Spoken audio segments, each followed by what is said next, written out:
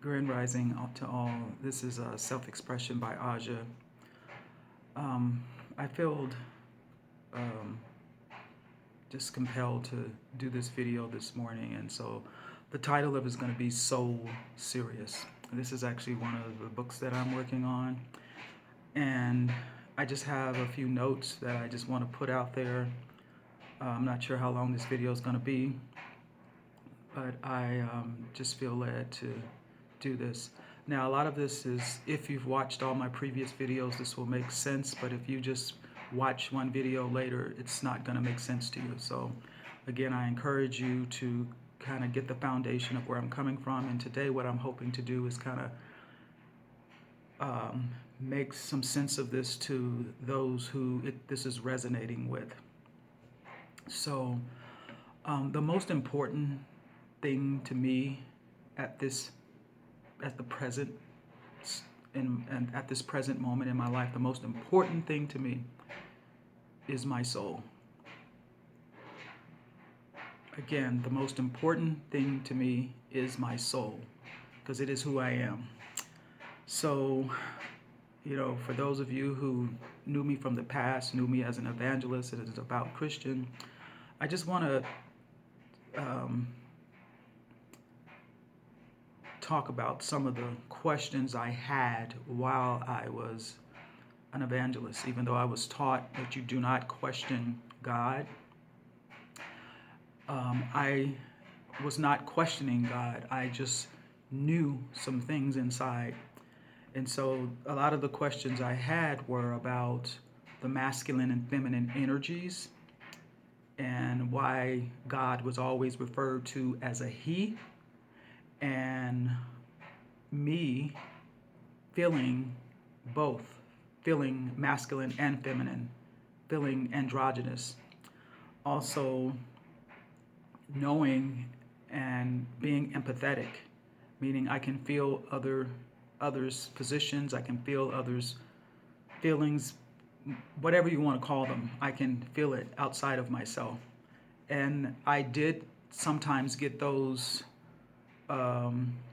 emotions and feelings mixed up with my own, or should I say I wasn't even aware of my own, because I had submitted and suppressed who I was. And I'm going to tell you some things that I've always known. And when I say I've always known, I guess I can say I've always known. And I'm looking at my notes right now because I want to make sure I, kind of express these a little bit more. I always knew that there was something off with the English language. And I don't know. It's just that it was something about the words, which is probably why I studied and read so much, because I was always so intrigued with the words. And I know that words create worlds. And I also knew that women, with respect to spirituality, or the feminine energy, was not in its proper position because of how, we live in a patriarchal society. The fake matrix is a patriarchal society. So I always knew that that the women were out of position. And why did I know that? Because of how women were treated. Women were treated like second-class citizens. Oh, and these are my observations. This is what I grew up watching. I saw a lot of things that were supposed to be orderly, and but they weren't. And so I knew that. Well, I won't say that I knew this, but I knew something was off. But I also know that humanity has been deceived. I know that. And so what do I want to talk about today is that I want to make this point. Now, I want to start with the language, because I think this will help for those of you who are confounded, for those of you who are saddened, for those of you who are confused about where you think I am with respect to what you know. So with respect to the English language,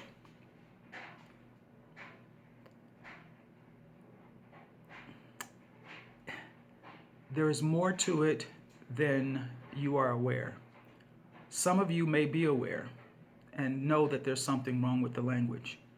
And so when I tell you that I've studied the whole Bible, and then I studied it in Greek, and I studied it in Hebrew, and then I also studied, and why would I even do this?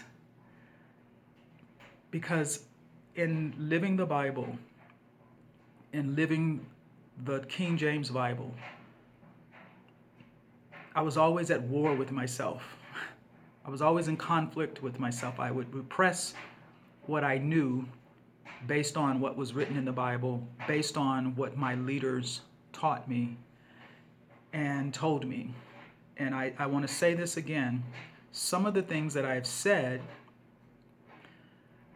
are being taken out of context. And I understand that. I know that because you only have the English language or whatever language you have, and you are basing it on what you've been taught, what you've been told. And so, I'm speaking from a place of some knowledge that I have that you are not aware of.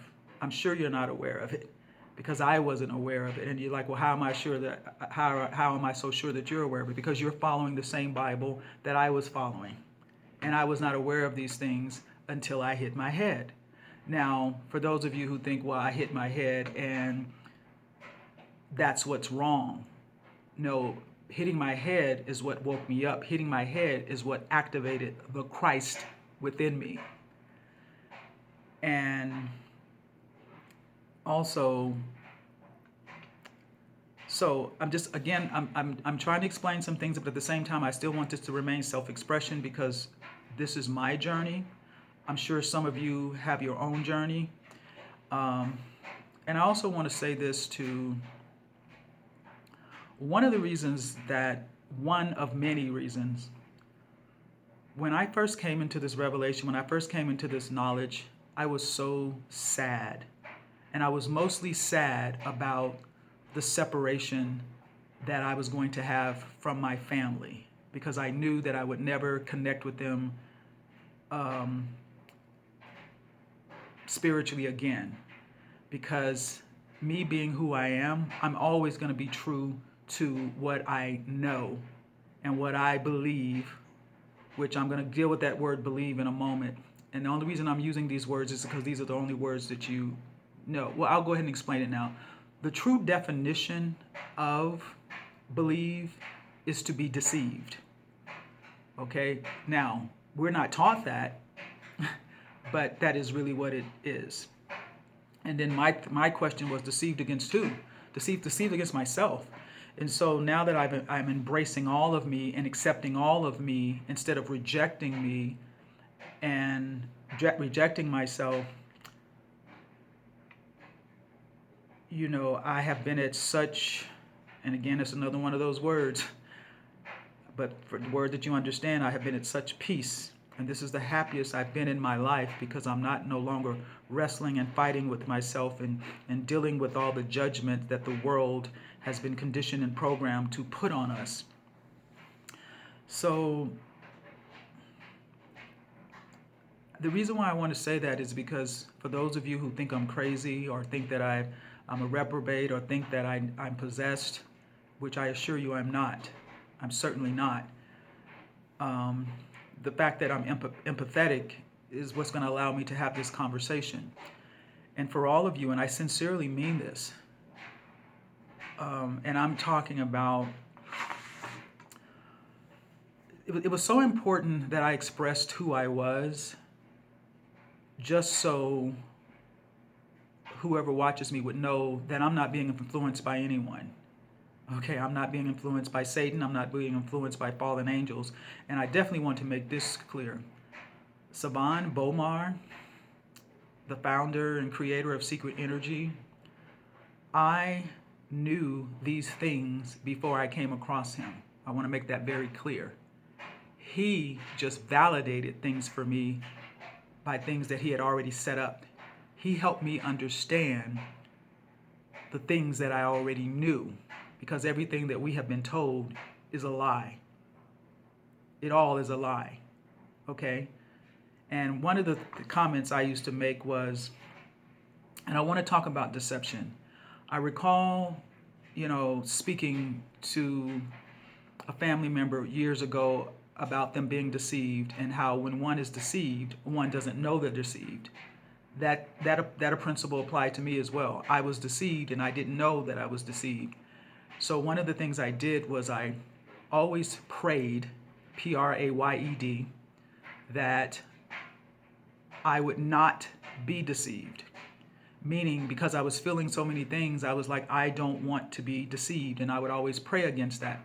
And so I also, there was a place in my life where I told God I did not want anyone telling me anything, because people can project things into your life. People can speak things into your life that have nothing to do with you.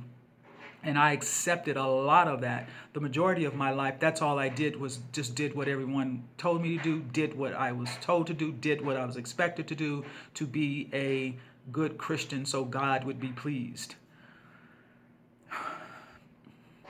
One of the also things that I had a tough time receiving is that I am a God. And with all the things that are saying in the Bible about us being made in the image, well, how can I be made in the image of Him if I'm a her? And so I'm just explaining some of the processes that I went through and some of the things that I went to think. Now, and some of the things that I thought. So serious. This is so serious to me that I am willing to stand alone. Me being estranged from my family was, I believe in a lot of ways, was divine intervention. I also knew that, first of all, my family never accepted me anyway. So let me just start with that. I never felt accepted by my family. I always felt like I was in the wrong family. And so the only people in my family who've ever accepted me and just loved me unconditionally, and this is again, well, you know what? I know this. And I'm not saying that other people don't love me. That's not what I'm saying. I'm saying in this purest form of love, my Aunt Helen Watts. And that's the only family member that I know for a fact genuinely loves me unconditionally. She loved me and did not judge me. And yes, she did tell me what she knew is truth. I want to make sure I clear that. She was an excellent example of Christianity, because I know I said something about Christians being the worst, and I understand that because of what they've been taught. But my Aunt Helen Watts is truly a jewel. And again, I'm not taking anything away from anyone else, but I also want to call out another person who, in my opinion, in my views, truly showed unconditional love. And that's another person, and I want to say this, and I don't want to offend you, and I mean this in the purest form, but her name is co-pastor Julia Smith. She was my former pastor. She showed me, and the reason why I'm bringing these people up, because some of you are aware of these people and you know they are women of God. I know they are women of God. Again, I am using words that you are familiar with. I know differently now. I know, but in order to communicate with you, I have to use these words, okay? Now, I now refer to that God as the Most High, because I have learned who that God is for myself. And I believe you all have to learn that for yourself. And I want to thank you two for being excellent examples in my life. And I don't want to take anything away from that. And anybody who is working with them or working under them or trust in their ministries, they're awesome ministries to trust in. That's all I'm going to say. And I know that's going to go in conflict, but because I am still concerned about souls in my heart, I know that those two women are sincerely, and what makes them so different? Because they did it without judgment. They didn't judge me. They just loved me. And for those of you who are in the ministry, that's what I suggest you do. You just love people. You don't judge them for their they're in a it's just like me. I was in a very difficult place. Sometimes people are in hard places. That's all they know. That's where they are. And so the biggest gift that my aunt gave me was love. Co-pastor Smith, even though she had a whole congregation that she was responsible for, I really felt her sincere love and concern for my soul. I know that. And with respect to you, co-pastor Julia Smith and um, Aunt Helen, I love you both dearly and I respect you. And I thank you for um, you carrying me spiritually. And at the same time, you know, I know and understand that you are going to respect what God is doing with me. Meaning, you both understand that you don't know what God is doing with me, even though there are some people that think that I'm in a place that I'm not. So, I wanted to get that out so when I continue to talk, because some of you already understand what I'm saying, without me having to explain. And like me, you're probably happy that someone is even bringing it up and someone is not afraid to talk about it. And so why did I say all that? It's because everything that I know and that was taught in the Bible, I understand that the Most High is nothing to play with. Okay? I understand that. And so, being of a sound mind,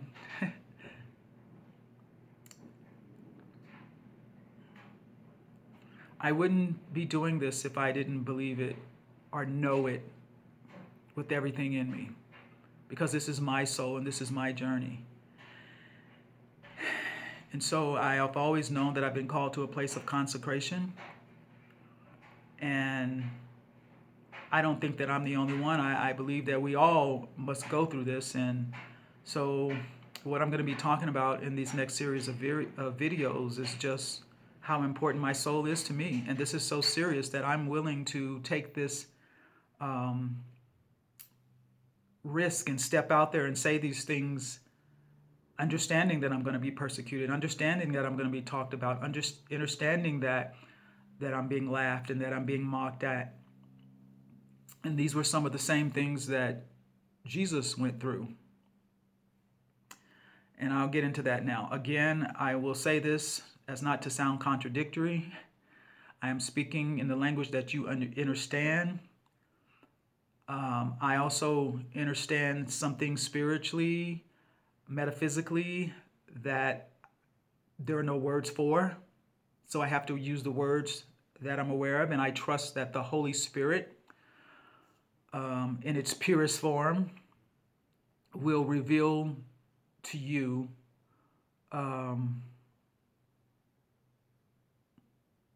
the truth. So you might think, and again, I will talk about this too. You know, when I was an evangelist, the majority of the people that I was around did not see my power. They did not see my gift. They did not see who I really was. And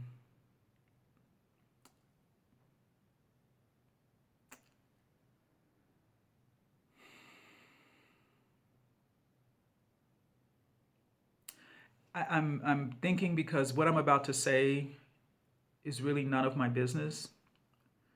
But since I've participated in Christianity and was influenced on some of these folks, that's why I'm speaking these things, because it may resonate and it may be helpful for some of you.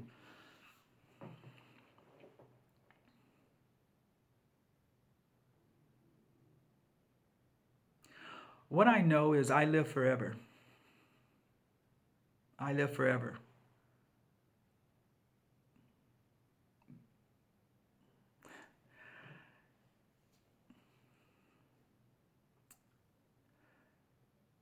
What I'm about to say, you have been taught is blasphemy.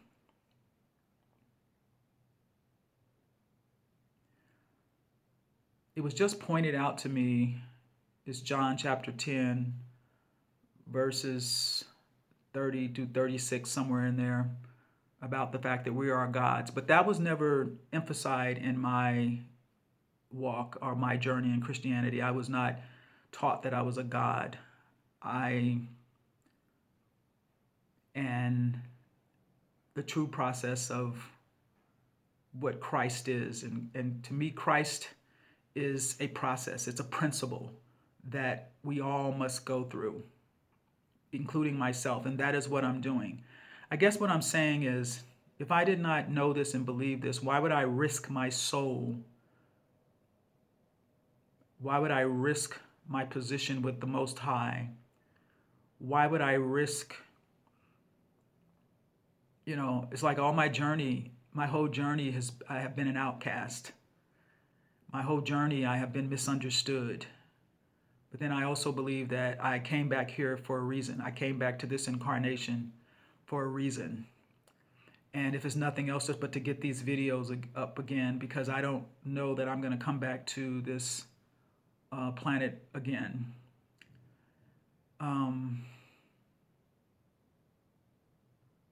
And if people are not awakened, and if people don't arise in this period, there's no telling how long they're gonna go around that mountain, so to speak. So I'm really I guess what I'm trying to do is lay the foundation, because I know a few of you are gonna follow me, just a few. That's all, and that's fine. And when I say follow me, meaning you're interested and you're curious about what I'm saying, or that there is some truth or relevance to your life. And one of the things that I am committed to is accepting all of me. I'm not going to try to, for lack of better words, the good, the bad, and the indifferent. I accept it all. Now, you don't have to do that, okay? I have to accept it all. And the Word of God teaches that all have sinned and come short of the glory of the Lord. So if I've sinned and we've all done it, what's the use of me trying to hide and pretend that I didn't do it, or to judge others who are doing what I did? Because, it's their journey. And a lot of the stress and suffering that I went through was because of what other people told me to do. Like now, where I am now, I am really being me. I've taken control of my life back. And what I mean by that is I'm responsible for my soul. I'm not saying that, again, I'm not trying to take the position of the Most High. I cannot do that. I'm not trying to be a man. I am already a man. Woe man, man. Again, these are words, and I already told you something about the words, and I didn't want to get into too much detail, but the language, the alphabet, takes us backwards. Things are out of order. That's why the world is in the state that it's in. And we keep repeating these cycles over and over and over again, expecting something different to happen. And everything that I'm discussing with you and everything that I'm saying, I can prove, I can show you. But again, somebody reminded me, I've been studying the Bible for 20 years now. 20 years. I started out where I studied it for 7 years. And that first 7 years was just to get my life in order. And then I continued to study it, because there were things that were not making sense, were not adding up. And then I realized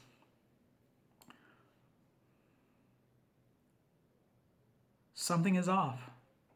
That's all I knew. That's what kept me studying. That's what kept me going until I came to the origin of God.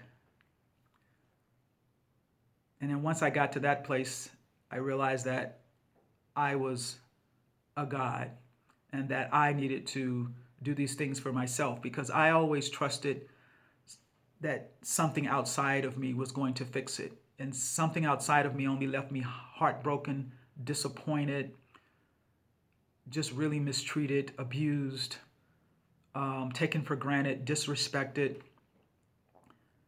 And then I went through a place where I had to reestablish myself within myself and get to know who I was and get to know who I am. And I'm hoping that this is evident by me not giving thought to what my mother thinks, my dad thinks, my aunt thinks, my uncles think, because these are all the people that I had great respect for. And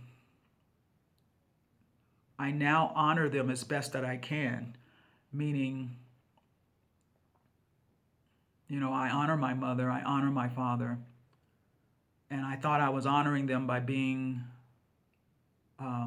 the best Christian that I could be. And, I understand that I came into this world alone and I will leave alone. So I think it's very important that, I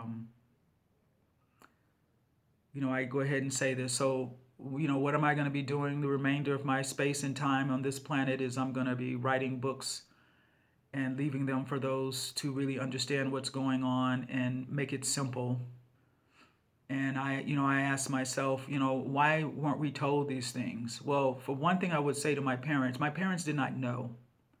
Okay. And majority of you don't know either. You think you know, but you don't know because you've been deceived and you've been programmed, as I was. And again, I'm not boasting. I'm just telling, the facts. I would still be in the same position if I hadn't hit my head. And again, I'm going to keep saying this. When I hit my head, I knew things. I just knew things. I could see all things. And I'm like, how is this true?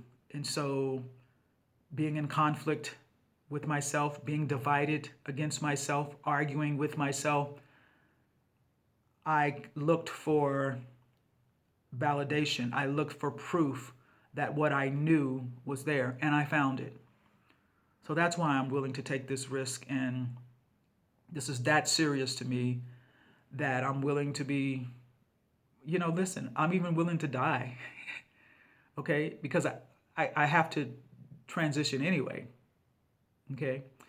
And so one of the, Savan does an excellent job of explaining why this is backwards. I don't want to try to get into that and try to explain. That's another reason why I'm in secret energy, because basically what it's doing is it's validating and it's showing things that I knew. Now, most of these people you've never heard of because society or the powers that be have shut them down, killed them, burnt this information, took out of it what was going to work for them, and left us with the crumbs, basically making us a slave nation. We are a slave nation under the disguise of God.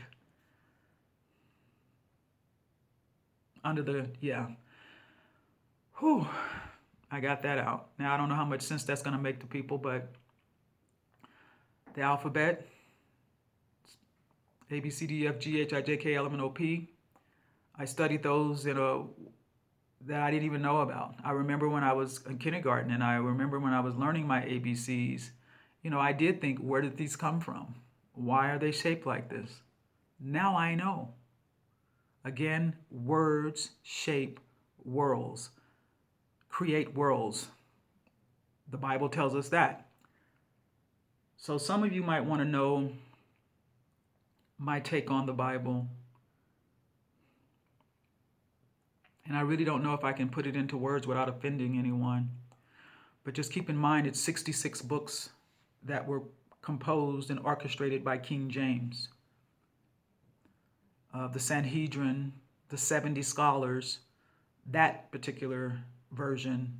There were previous versions and it has been changed and it has been altered.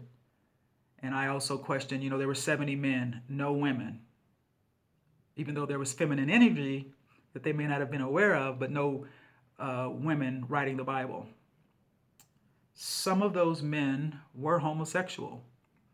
Now, again, I'm only using these words because those are the only words I have. Now, for those of you who really know words and understand linguistics, and again, I'm using this because it's the words that you know and you're familiar with. And so, as someone who was homosexual, and notice I said was, you know,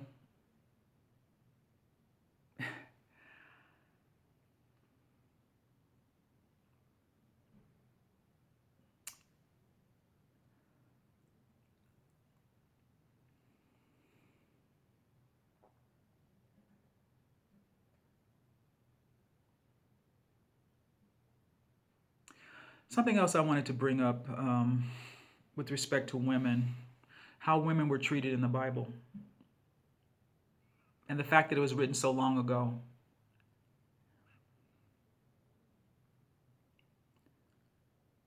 How could that be okay? And as a female who has um, been really mistreated, and in my opinion, for no reason,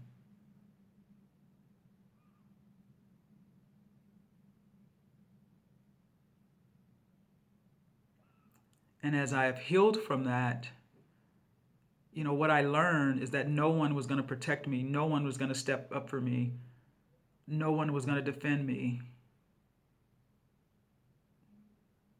but me. That's what I found.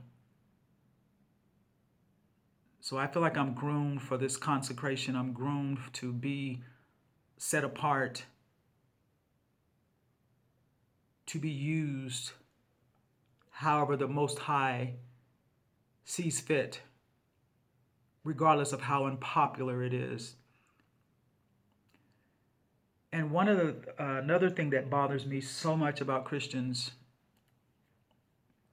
and even when I was practicing it, that bothered me so much is how easy it was for Christians to judge others, even though Jesus clearly says, don't do it. Don't do it. And one of the things that bothered me the most about church people is talking about people. Talking about people, not understanding that you're speaking things. If you're not going to speak joy and peace and love and solutions